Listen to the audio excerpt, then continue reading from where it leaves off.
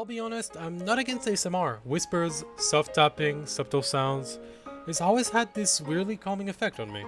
But then I came across something new. Pet ASMR. At first it was harmless. Cute animals munching away, nothing too out of the ordinary. But the more I watched, the more uneasy I felt. So today I want to take you on a deeper dive into this oddly popular corner of the internet. We'll look at how it blew up, why people are so drawn to it, and the uncomfortable questions it raises, especially about how animals are treated for views. Because beneath all the soft crunches and cuddly pets, something just doesn't feel right.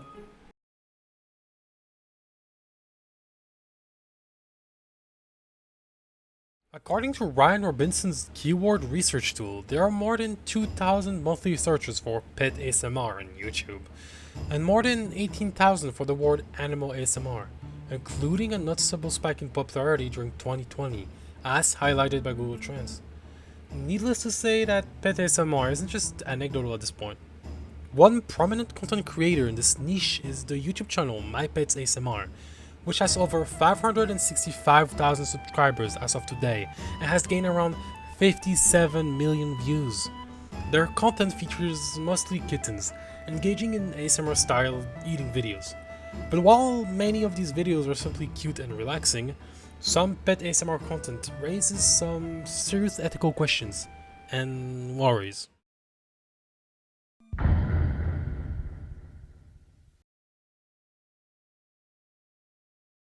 The first channel that really set off alarms for me was Bounce the Pitbull. It features, no surprise, a pitbull, originally named Bounce, eating massive amounts of raw meat.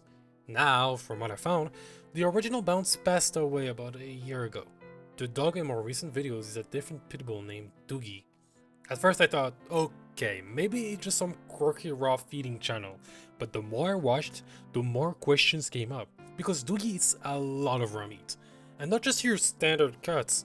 This dog is chewing through pig uterus, horse brain, and other unusual parts. And that's where I started digging a bit deeper. Raw feeding, especially when it's done at home, without a vet's guidance, carries real risk.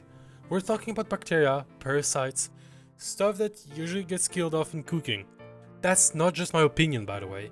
It comes straight from the PDSA, a trusted veterinary source. And while variety in a dog's diet can be a good thing, organs like these, especially in such large amounts, aren't typical or recommended. Now look, I know, maybe they are being careful behind the scenes, maybe they sanitize everything, maybe the diet is balanced off camera. I'm not here to accuse anyone. What bothers me is the lack of transparency. They don't really answer to the comments, there are no disclaimers and no explanations for viewers who might want to try this at home. And that's where the real danger comes in. Because if someone sees this and thinks, wow, that looks cool, I should try it, they might not realize what they're risking. Bones can splinter. Parasites can make dogs very sick. Even handling the meat can be a hazard for humans. And let's be honest, this isn't just about nutrition. The videos often feel extreme. Not just raw feeding, but shock feeding. There's a difference between curiosity and spectacle, and I think the line is being crossed here. It's no longer about cute chewing sounds, it's about watching a dog devour something intense, strange, almost grotesque. People in the comments, mostly loving it. The more bizarre the meat, the more praise Doogie gets. At this point, it's hard to call it relaxing. Now, to be clear, there's a whole debate around raw feeding. Some people swear by it, others warn against it. But even putting that aside, the specific diet on this channel, it just doesn't look balanced, especially when it leans so heavily on exotic animal parts. It's a reminder that pets, like us, need variety, but also moderation.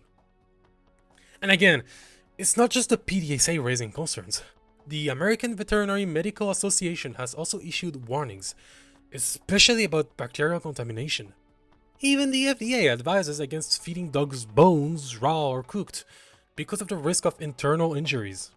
And look, okay, I get it. There's something primal about watching animals tear into meat. Maybe it's curiosity. Maybe it's even a little bit of morbid fascination. But that fascination should not come at the cost of the animal's well-being. With human ASMR, there's consent. The person knows what they're doing, they choose the sounds, they control the setup. But with pets, they can't say no, they cannot tell us whether something hurts or stresses them out. And that's a responsibility creators have to keep in mind. And sometimes you can kinda tell. There are moments where Doogie sniffs at a piece, hesitates, or looks uncomfortable. You start to wonder, does he want to eat this? Or is he just doing what he's trained to do? That kind of silence matters, because creators need to think not just about their pet's health, but also about how their content might influence others that watch their content. Yeah, the video may not be as flashy or extreme, however, as viewers, we also need to be mindful of what we're encouraging. Just because something is viral doesn't mean it's safe or ethical.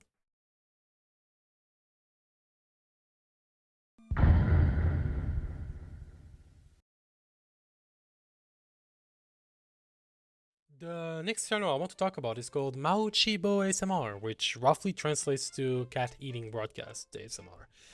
This one feels a bit more mysterious than the last. It features several kittens, though none of them are named or introduced in the videos or descriptions.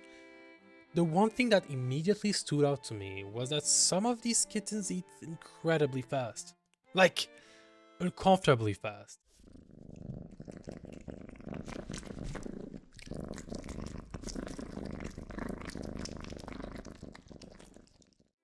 Almost as if they're trying to get as much food down as possible before it just disappears in front of them. Now, that could just be excitement. But it also raises a more troubling possibility. Are they hungry? Or worse, are they starving? That was my first reaction, honestly. When animals don't get enough to eat consistently, they often develop a race to the food behavior, gulping everything down in a panic driven by instinct. And watching these kittens, I couldn't help but wonder, is this a survival answer? Combine that with the fact that they're being fed raw meat, even though they look very young, and it raises more red flags. Are they being fed properly off camera? Are they getting all the nutrition they need? We don't know, and the videos don't give any real answers. This isn't just about whether raw food is good or bad, it's about whether these animals are truly being cared for. And that care matters even more when you consider how vulnerable kittens are.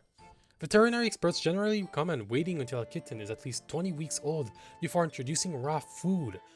Their digestive systems aren't fully developed yet, and feeding raw meat too early can expose them to harmful bacteria like Salmonella or E. coli. But the moment that really stuck with me, the one I really can't shake, was a video where a kitten is given an entire duck leg to eat, right next to a live duckling.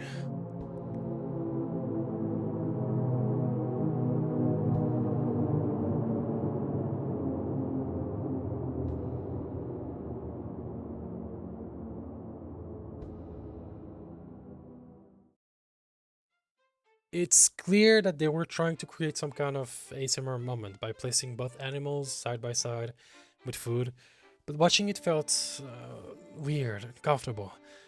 It's hard not to think about this kind of predator-prey dynamic playing out on the screen.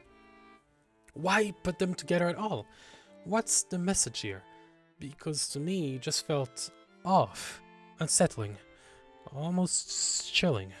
And it goes beyond just raw diets or fast eating. It ties into a bigger trend we're seeing online, where animals are placed in unnatural scenarios, not for enrichment, but for clicks. It might make for viral content, but it's worth asking ourselves, at what cost to the animals involved?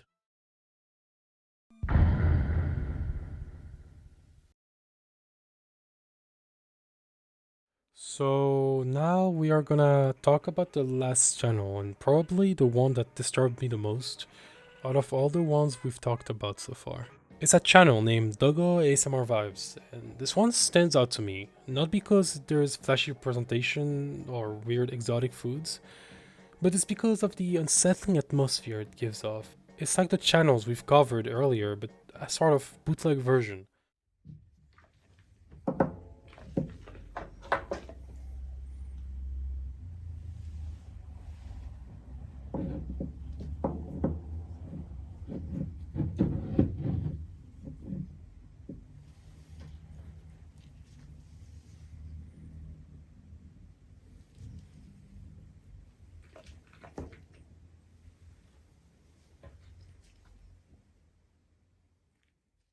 There's something deeply off about it. The dog's name is not shared. There is no introduction, no visible bond. There is not even context. It's just a dog with food and a microphone.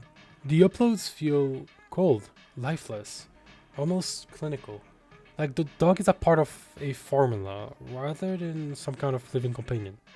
What really hit me though was what's being posted onto TikTok. There are multiple clips where the dog is throwing up repeatedly.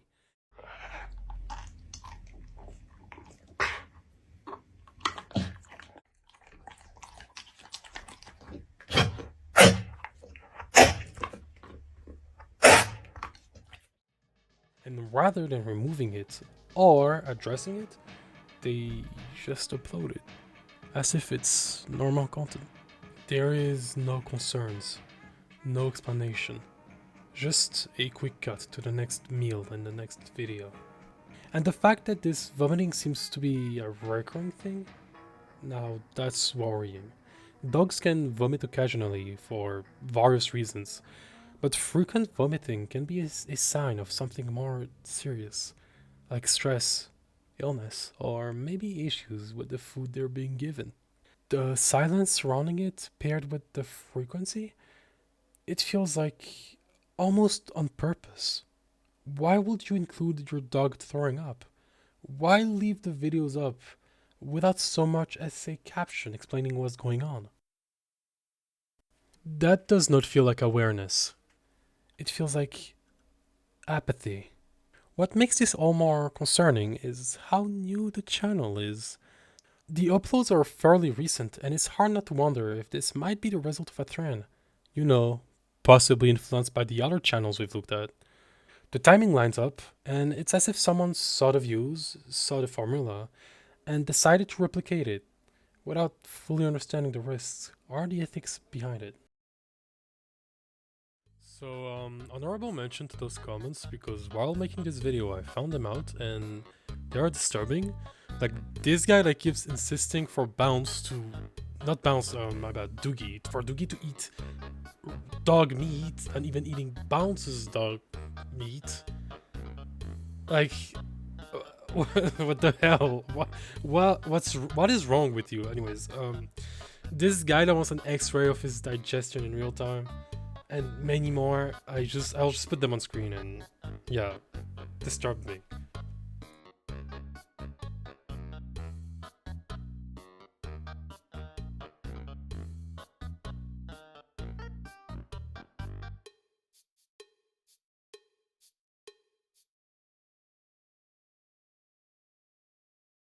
So there we go. This is the end of the video, and I hope you liked it. If you liked it, you are free to subscribe to my channel, give me a like, comment anything. If you have any criticism about my editing or anything you want to tell me, feel free to write a comment. I will probably read it. I mean, I read all my comments anyways. So this video took me a bit of time, honestly. It took me a few hours, and to be frank, it's pretty complicated. I mean, I'm still new to this, so yeah, anyways. I hope you guys liked it, and see you guys for our next video, probably. Type your suggestions in the comments.